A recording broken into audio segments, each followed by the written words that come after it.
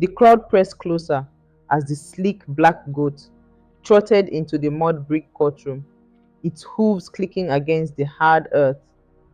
Every eye in Umu-Ocha village followed the animal as it positioned itself directly between the feuding couple. The wife's hands trembled. The husband's face went pale. And when that goat opened its mouth and bleated 3 times, every married person in that crowd suddenly felt the weight of their own hidden secrets. What happened next would change how this village viewed truth forever. 10 years. That's how long Chika and Ngozi had been married, and for 10 years, their neighbors watched their love slowly turn to ash. Chika spent his days climbing palm trees, tapping wine from dawn to dusk. His calloused hands could coax sweet sap from the tallest trees, but he couldn't seem to touch his wife's heart anymore. He came home exhausted, spoke in grunts, and fell asleep before Ngozi could share her day. Ngozi dyed cloth in brilliant patterns that made other women jealous. Her fabrics told stories of joy and celebration, but her own life felt colorless. She watched other wives carry babies on their backs while her own arms remained empty. The silence between her and Chika grew thicker each passing season. The breaking point came on a Tuesday morning when Ngozi caught wind of whispers at the market. Women stopped talking when she approached. Eyes darted away. Someone mentioned seeing Chika with another woman near the river. That evening, she confronted him. Chika denied everything, but his denial felt hollow. He couldn't meet her eyes. He grabbed his sleeping mat and moved to the floor. 2 weeks later, Ngozi made a decision that would shake the entire village. Village elders had settled disputes for generations. When marriages failed, when land was contested, when neighbors feuded, the council of elders gathered under the ancient Iroko tree to hear testimony and deliver judgment.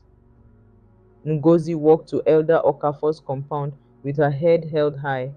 She wore her best wrapper and carried a small calabash of palm wine as custom demanded. I seek divorce from my husband Chika, she announced.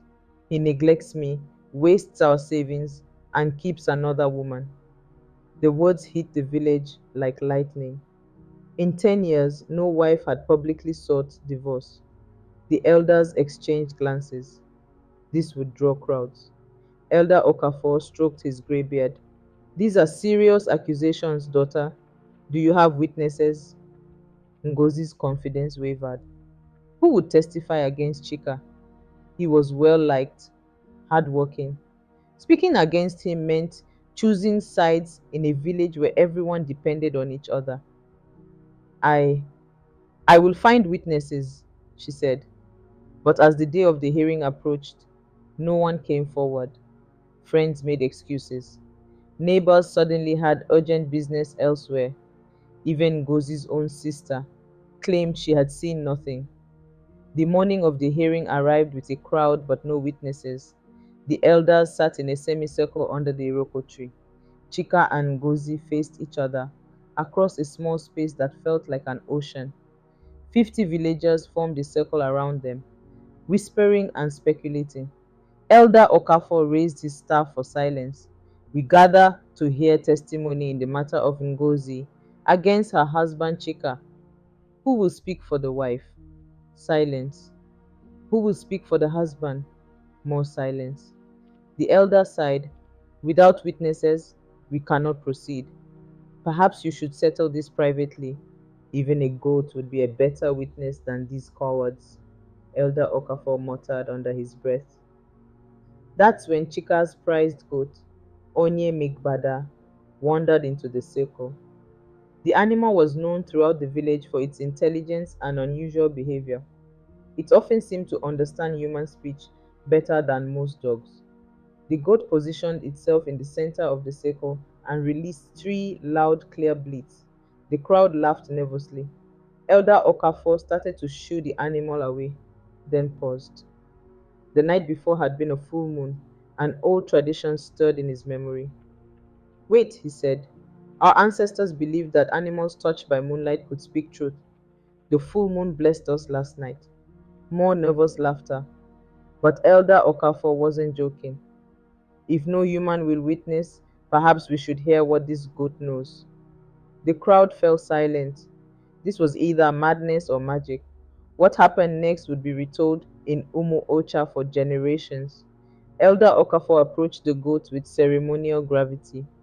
Onye Migbada, if you understand, bleat 3 times for yes, once for no. The goat bleated 3 times. Gasps rippled through the crowd. Even skeptics felt their skin prickle.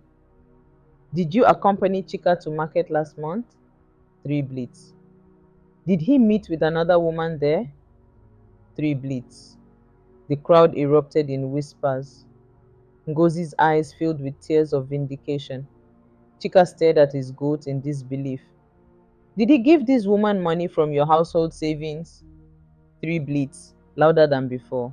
Women in the crowd began muttering angrily. Men shifted uncomfortably. This was damning testimony from an impossible witness. But Elder Okafor had one more question, the most important one. Does Chika still love his wife? The goat stood silent. Seconds stretched like hours. Then it released a single mournful bleat. The silence that followed was deafening. Ngozi felt her world collapse. The affair was confirmed, but learning that Chika no longer loved her hurt more than all his neglect combined. Chika looked at his wife across that small space and saw 10 years of pain in her eyes. The goat's testimony had trapped him, but something deeper broke open inside him. The goat speaks truth, he said quietly, but not the whole truth. The crowd leaned forward. Even the elders seemed surprised. I did meet a woman at market. I did give her money, but she was not my lover. His voice cracked. She was a medicine woman, a specialist in fertility problems, a collective intake of breath. I spent our savings on herbs, on rituals, on prayers for children. I was too ashamed to tell Ngozi I had been trying to fix what I thought was my failure. Too proud to admit I might be the reason we have no children. Tears ran down his weathered face. I stayed away because I felt like less of a man. I couldn't give my wife the one thing she wanted most. And when the treatments failed, I couldn't bear to see the hope die in her eyes again. The crowd was utterly still. This was not the story they had expected. But the goat said, You don't love me, Ngozi whispered. Chika looked directly at her for the first time in months. The goat answered honestly, I don't love the woman I turned you into through me, my silence and shame. But I love the woman you were, the woman you still are beneath all this hurt. I love you enough to have spent everything trying to give you children. I love you enough to humiliate myself publicly rather than let you think I betrayed our marriage bed. Now would be a perfect time to subscribe if you're as invested in this story as I am. These tales of love, truth, and redemption from African villages hold wisdom that speaks to marriages everywhere. Hit that subscribe button so you never miss these powerful stories. Elder Okafor stepped forward. The truth has many faces, but only one heart. Ngozi, daughter, you have heard your husband's confession. What is your judgment? Ngozi stared at Chika. She remembered their wedding day when he had promised to love her through all seasons.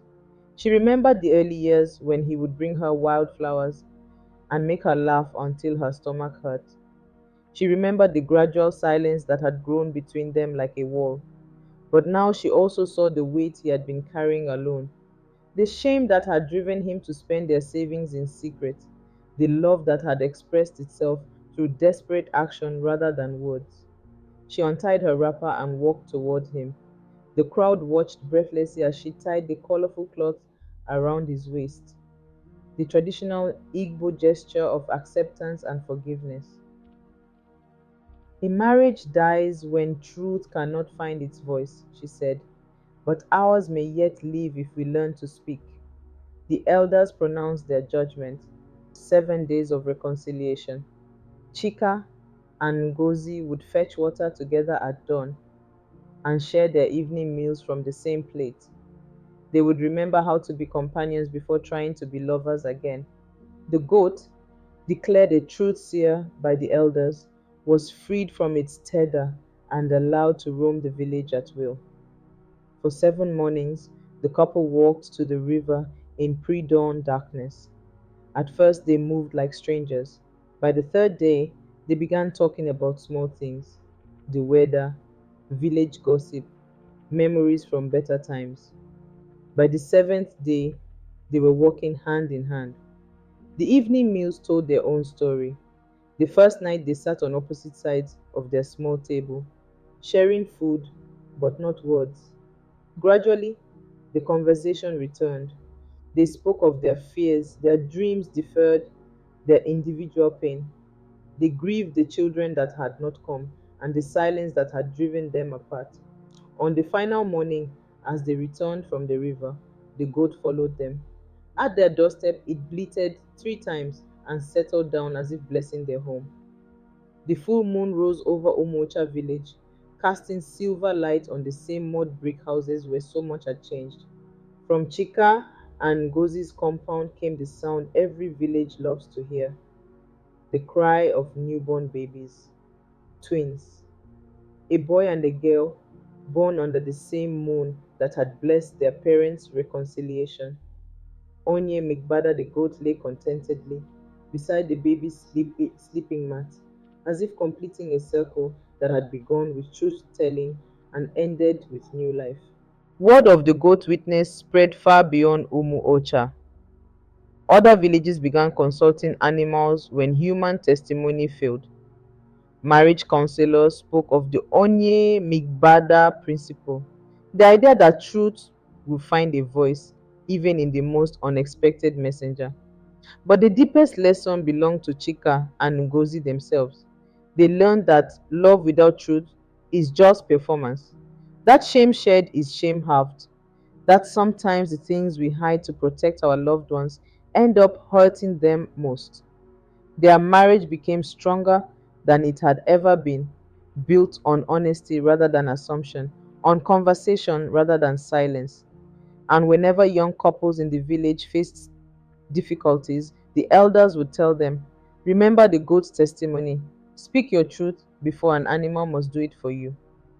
In the end, it wasn't magic that saved Chika and Ngozi's marriage. It wasn't a mystical goat or ancient wisdom. It was the simple, difficult act of telling the truth and choosing love over pride.